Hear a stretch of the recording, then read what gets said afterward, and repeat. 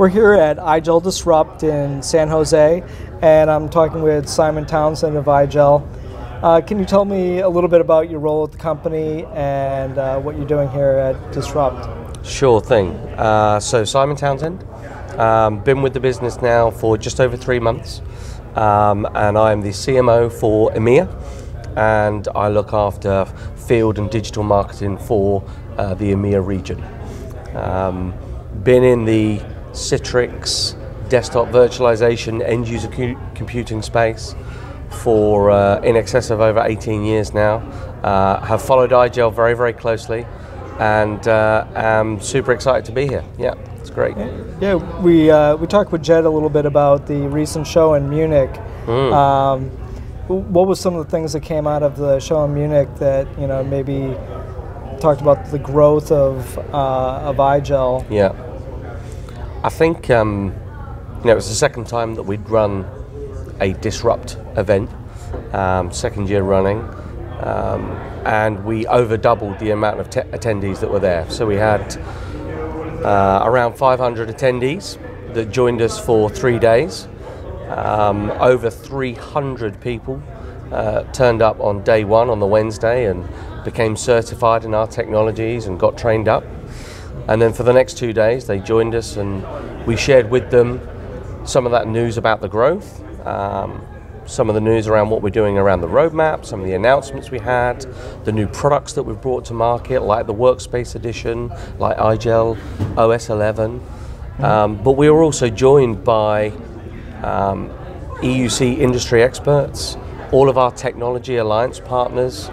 We had NVIDIA there, Nutanix were there, Device Trust were there, whole host of third-party vendors that we now integrate with.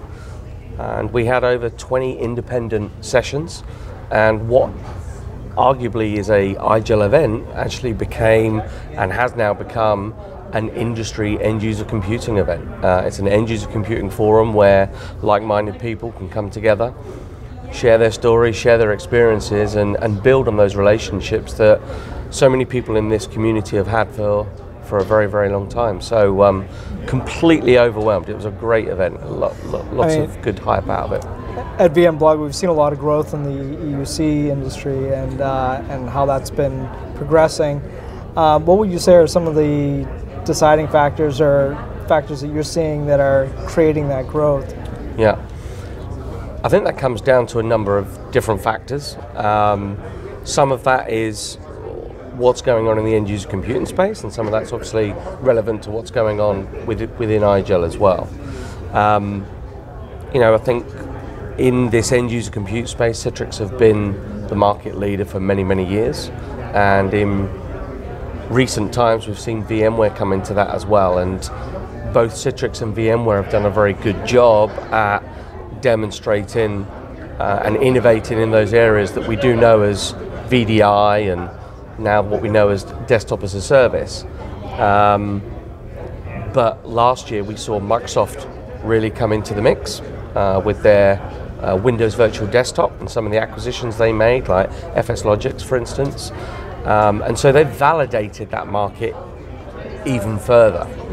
The fact that Microsoft, after all of these years, have now said, hey, we support desktop virtualization, you can come and buy desktop as a service, or will be able to buy desktop as a service from us. I think that has validated this space even further. In addition to that, you've got Amazon have now come in with their workspaces. So you've now got a number of vendors who are offering both traditional on-prem VDI and also desktop as a service and offering desktop virtualization from the cloud. So I think that's having a big impact, and it's making a lot of enterprises wake up to the fact that virtualizing your desktops and putting these Windows desktops and applications into the data center, into the cloud, is a serious thing you can do. The other thing I think that's happening though is that people are realizing that they're spending far too much time, money and effort on deploying fat clients. Windows 10 is not the easiest thing to deploy anymore. Microsoft have changed the way in which they're deploying Windows 10 out to their users. Right. Lots of organizations I speak to are really struggling with the cadence of updates that are coming. How can they continue to test application compatibility? How can they patch these systems, keep them secure? And arguably IT should really be spending more of their time on, dare I say, digital transformation at the moment, and worrying less about how they're going to manage thousands of PCs.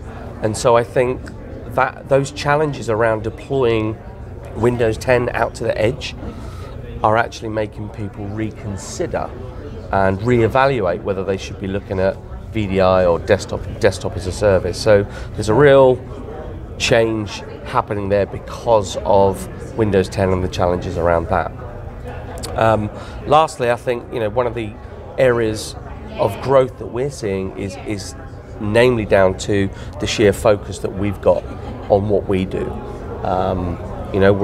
We've been known as a market-leading thin client vendor for a very long time. We're very well known for the operating system that we deploy out to both our own devices but also other third-party devices. And people like the management platform that we provide. And that is all we do. We are purely focused on creating an operating system, a software-defined endpoint, and a management platform that goes with that.